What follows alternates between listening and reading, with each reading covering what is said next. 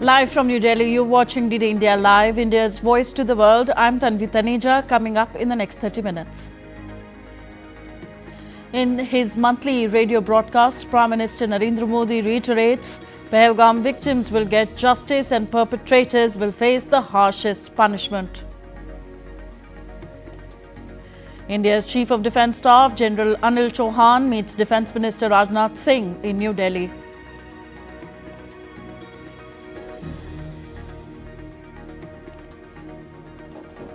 At least 9 killed as a car rams into a crowd in Canada's Vancouver Street Festival. Driver taken into custody.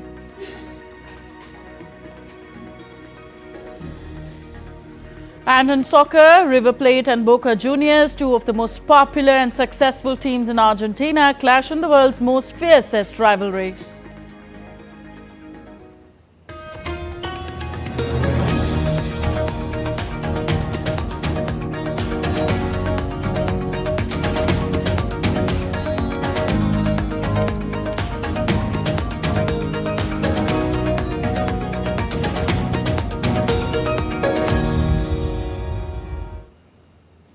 Prime Minister Narendra Modi, in the 121st episode of his monthly radio address, Mann Ki Baat, aired on Sunday, delivered a powerful address touching upon national security, scientific progress, humanitarian missions and environmental initiatives.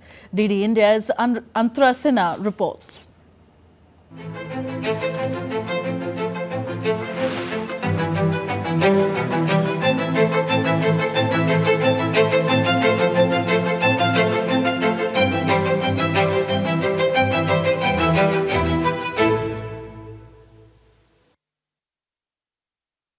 Opening with a strong condemnation for the recent terror attack in Pahalgam, Jammu and Kashmir, the Indian Prime Minister Narendra Modi called it a cowardly act by those disturbed by peace returning to the valley. Addressing the April edition of his Mann Ki Baat program, PM Modi assured citizens that justice would be served, stating that the enemies of peace would face the harshest response. आतंकी और आतंक के आका चाहते हैं कश्मीर फिर से तबाह हो जाए और इसलिए इतनी बड़ी साजिश को अंजाम दिया।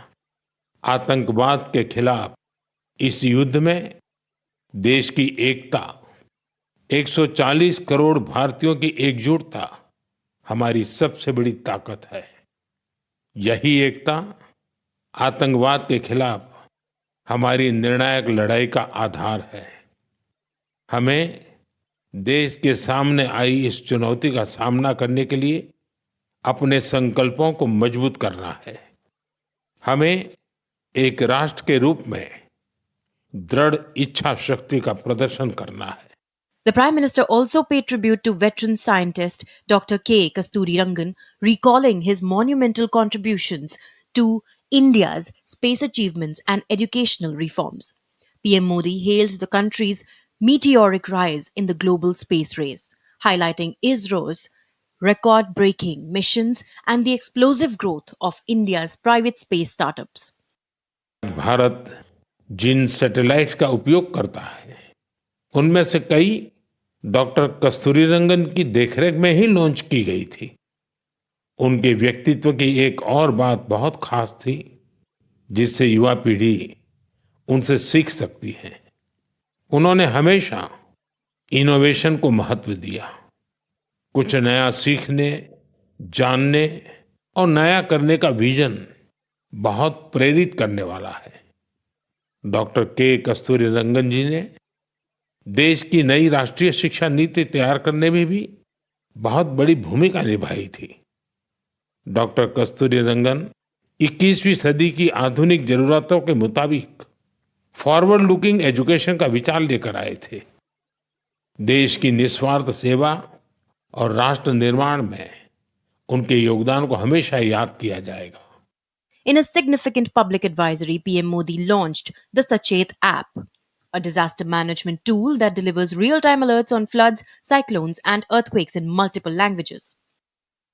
सचेत ऐप भारत की नेशनल डिजास्टर मैनेजमेंट अथॉरिटी ने तैयार किया है। बाढ़, साइक्लोन, लैंडस्लाइड, सुनामी, जंगलों की आग, हिमस्खलन, आंधी, तूफान या फिर बिजली गिरने जैसी आपदाएं हो, सचेत ऐप आपको हर प्रकार से इन्फॉर्म और प्रोटेक्टेड रखने का प्रयास करता है। इस ऐप के माध्यम से आप मौसम विभाग से जुड़े अपडेट्स प्राप्त कर सकते हैं।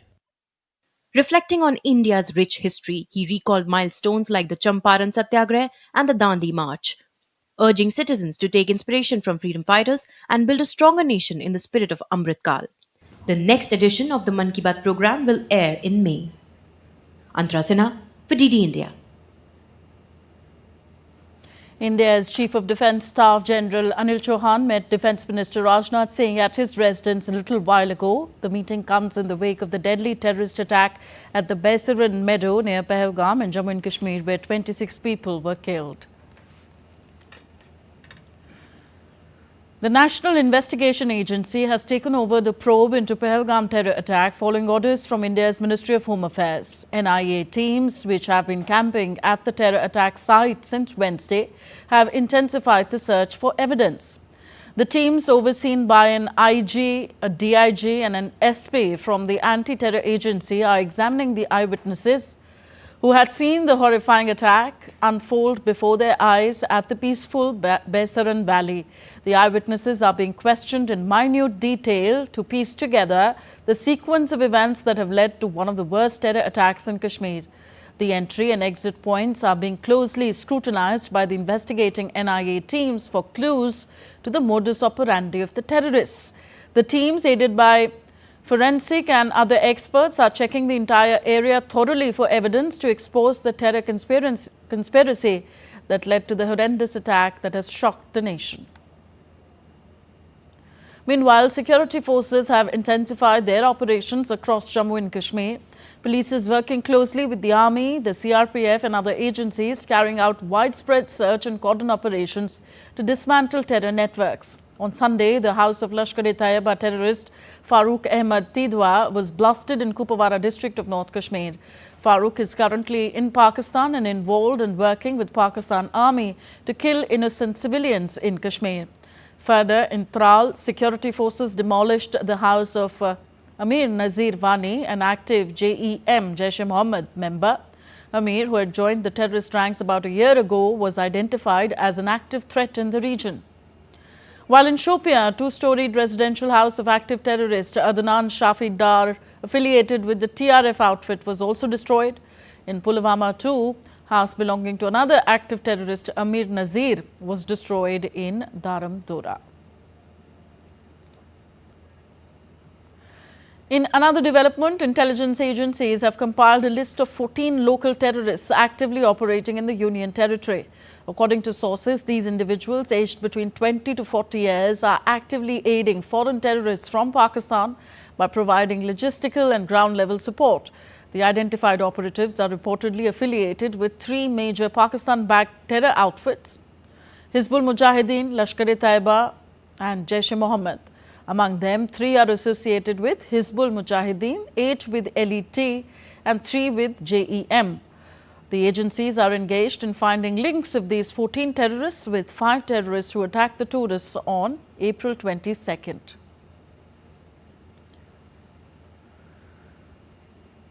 Meanwhile, all existing valid visas issued by India to Pakistani nationals stand revoked from today. The move comes in the wake of the terror attack in Jammu and Kashmir's Pahalgam that claimed 26 lives and left several injured.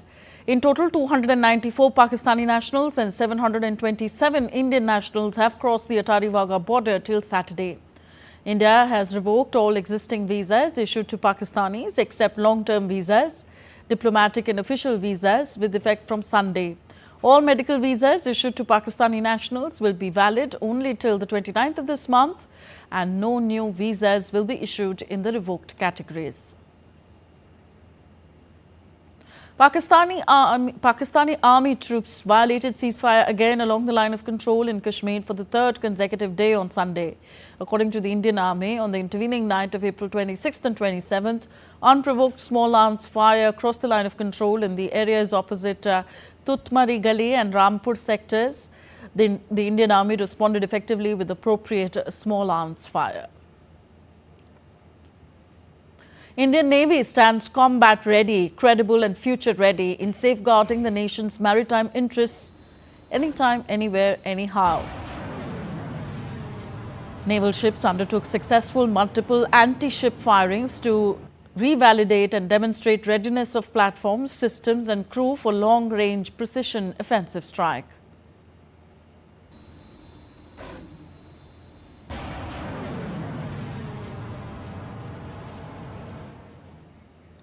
Director of the Federal Bureau of Investigation Kash Patel has expressed grief over Pahalgam terror attack and reiterated United States' full support to India.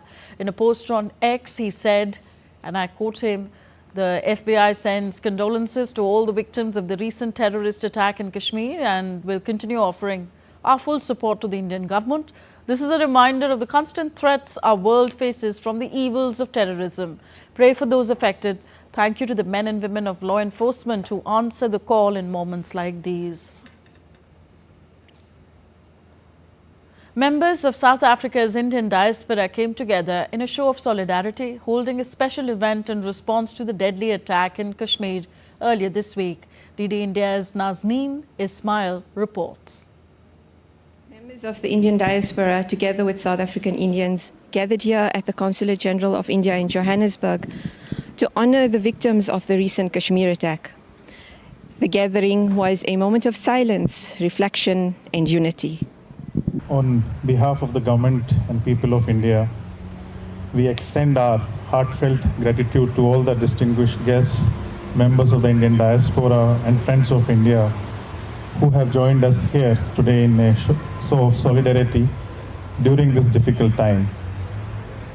We are gathered here to express our profound condolences to the victims of the heinous terrorist attack that occurred on 22nd April 2025 in Jammu and Kashmir, India. Our thoughts and prayers are with the families who lost their loved ones, and we pray for the swift and full recovery of those who were injured. Attendees came to pay their respects, gently placing flowers and lighting candles in front of photographs of the victims, a quiet, heartfelt tribute to lives lost too soon. In the soft glow of candlelight, sorrow met solidarity as each flame whispered a prayer for peace. Our real prayer from my heart, hopefully to all of yours, is that you should have the strength and the courage to deal with this loss, and that Hashem should bless all of us with a world of peace, with a world without such evil and without such wickedness. The world is standing by with India, but India must take appropriate steps. Not necessarily war, but they will have to take steps. However, there is one thing I want to mention. Out of the 29 people that were killed, there was one person there. He was a Muslim gentleman, and one would never know how many lives he must have saved when he tried to stop the perpetrators in stopping their nonsense and to leave the innocent people alone. They pushed him aside and shot him dead. So one can never understand how many lives he must have saved as well. Wherever it may be and in whichever country, we do not wish for these organizations to hijack communities, to hijack religions, and to speak on behalf of people that they don't know themselves. And we find today that as we symbolically come to mark a time of respect for the souls that have passed, and that the world has to push more forward towards the path of peace. As tensions rise in South Asia, events like these remind us of the humanity that bind people across continents. For DD India, South Africa, Johannesburg, I'm Nazneen, reporting on a community that stands together for peace across borders and beyond tragedy. In New York, members of the Dawoodi Bohra community in Queens came together to pay heartfelt tribute to the innocent victims of the terrorist attack in Pahalgam.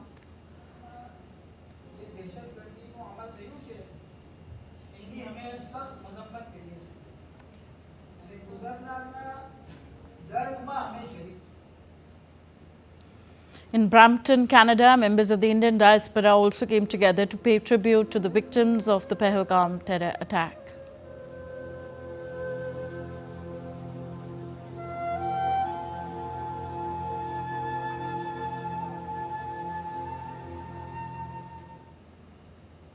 Hundreds of Canadians from diverse communities gathered on a frigid night in Toronto to stage a massive candlelight vigil and rally condemning the recent terror attack in Pahalgam in Jammu and Kashmir. Organized by the Hindu Forum Canada and several other Hindu organizations, the event on Saturday brought together over 500 Hindus, Jews, Balochs, Iranians and other Canadians who marched through Toronto's streets, calling on the Canadian government to officially designate Pakistan as a terrorist state. The solemn vigil saw leaders from all participating communities urging immediate and decisive action. The gathering denounced not only the violence in Kashmir, but also the broader threat of Islamist jihadi extremism. The rally honored the victims of the Pahalgam attack with candles and prayers, sending a message that terrorism must be confronted, not ignored. You're with us on DD India Live, still to come on the show. Death toll rises to 28 in the massive explosion at Iran's largest port, Shahid Raji. With just a day left for Canada's federal election, Prime Minister Mark Carney leads a stunning Liberal comeback.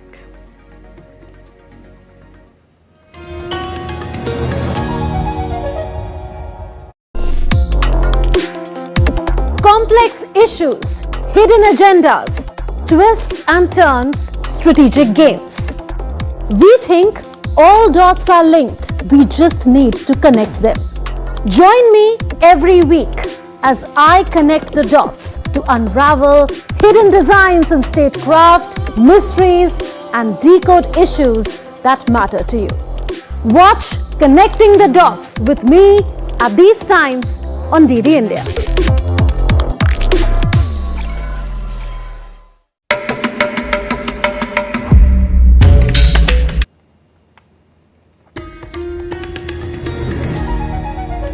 Welcome back. You're watching DD India Live. I am Tanvi Taneja. Tragedy struck Canada's Vancouver on Saturday night when a car rammed into a street party, killing at least 9 and injuring several others. The incident comes days before the country's national election scheduled for 28th of April. The crash occurred shortly after 8 p.m. local time when members of the Filipino community gathered to celebrate Lapu-Lapu Day, honoring a 16th century anti-colonial hero. Authorities confirmed multiple deaths and injuries, with the suspect taken into custody at the scene. A lone suspect, subject male with one vehicle, drove through a crowded community event occurring near here. That male was taken into custody at the scene by the crowd. It was a Filipino community event. The crowd immediately called police. We then took custody of the subject, and he is now in our custody being held. Prime Minister Mark Carney expressed devastation over the horrific events, offering condolences to the victims and their families. So with just a day left now for Canada's federal election, Prime Minister Mark Carney leads a stunning Liberal comeback fueled by Canadian anger over US President Donald Trump's tariff threats and talk of absorbing Canada. Carney, who replaced Justin Trudeau in March, has focused his campaign on confronting Trump and branding Conservative leader Pierre Poilievre as inexperienced. Carney's message of calm over chaos resonates with voters in Toronto, while Poilievre, campaigning in British Columbia, warns of the dangers of another 4 years of Liberal rule. Polls show a narrowing lead for the Liberals at 42.5% compared to 38.7% for the Conservatives. Analysts highlight the role of early voting and Trump's unexpected influence, suggesting that Carney may achieve one of the most dramatic political turnarounds in Canadian history. Next, we get your detailed report on key parties and the electoral system of Canada. The upcoming Canadian federal election is shaping up to be a pivotal moment in the country's political landscape. With Justin Trudeau stepping down as Prime Minister earlier this year, the Liberal Party is selecting a new leader, Mark Carney. The leadership change has injected fresh energy into the Liberals. Canada's political landscape is diverse, with several parties shaping its democracy. Let's take a look at the main ones. The Liberal Party of Canada, it's known for its centrist and progressive policies. The Liberals have been a dominant force in Canadian politics. Conservative Party of Canada, positioned on the centre-right, the Conservatives focus on fiscal responsibility and traditional values. Pierre Poilievre is the current leader. New Democratic Party, the left-leaning party advocating for social democracy and progressive reform led by Jagmeet Singh. Bloc Québécois, the regional party that promises Quebec's interests and sovereignty led by Yves-François Blanchet. The Green Party of Canada, focused on environmental issues and sustainability led by Elizabeth May and Jonathan Pedniault. People's Party of Canada, a newer party with a focus on libertarian and populist policies led by Maxime Bernier. Canada, unlike most countries, uses a first-past-the-post system, where the candidate receiving the most votes in a riding is declared the winner. The system rewards political movements with concentrated support and means a party can gain a majority with as little as 39% of the vote. If three or more parties are contesting a seat, candidates can win with a remarkably low percentage of the vote. The election will determine who leads Canada through inflation, housing instability, a healthcare crunch, and a deteriorating relationship with the United States. On to Iran now, where death toll has risen to 28 in a massive explosion and fire at the country's largest port, Shahid Rajeh, near the Strait of Hormuz. The fatal incident has also left 800 people injured. Rescue operation is still underway as the fire is under control but not extinguished. Iran's President Masoud Pezeshkian has ordered probe into the port explosion, expressing sympathy for the victims. On to sporting action now. First news from soccer. Two giants of Argentine football, Boca Juniors and River Plate, are all set to face each other on Sunday in a new Super Clasico. With both teams already qualified for the playoff stage, the match will purely be centered around bragging rights between city rivals. River and Boca are not just rivals in Buenos Aires. They represent the largest football clubs in Argentina and are considered two of South America's mightiest teams. And as we are nearing to the Mega Waves Summit, the finalists of the Animation Filmmakers Challenge have been announced, and Triparna Maiti from Mumbai has been recognized as one of the top 42 finalists. These finalists were selected from across India, each chosen for the strength of their stories, visual style, and potential global impact. Writer-director and animation artist based in Mumbai, Triparna Maiti's animated short film The Chair has been lauded as a visual treat, which showcases her ability to craft compelling narratives through animation.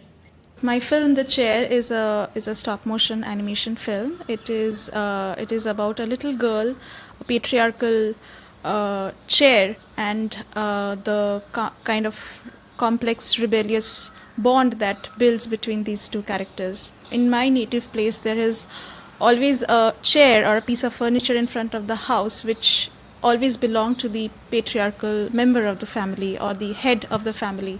And that chair was very amazingly designed, like intricate designed, and it has thick arms and everything. And I always used to get fascinated how long I can sit on that chair. So it is coming from that memory. A graduate in multimedia, Triparna further honed her skills by completing a postgraduate diploma in animation cinema from the Satyajit Ray Film and Television Institute. She believes Waves will serve as a powerful launchpad for animation filmmakers, offering them valuable opportunities to showcase their work, connect with industry leaders, and bring meaningful stories to a global audience. Waves as a platform is, it's a great venture. I feel like it's incredible to know that they are supporting artists and especially short films. I have been knocking in number of doors for making short films, especially animation, and that has been a real challenge.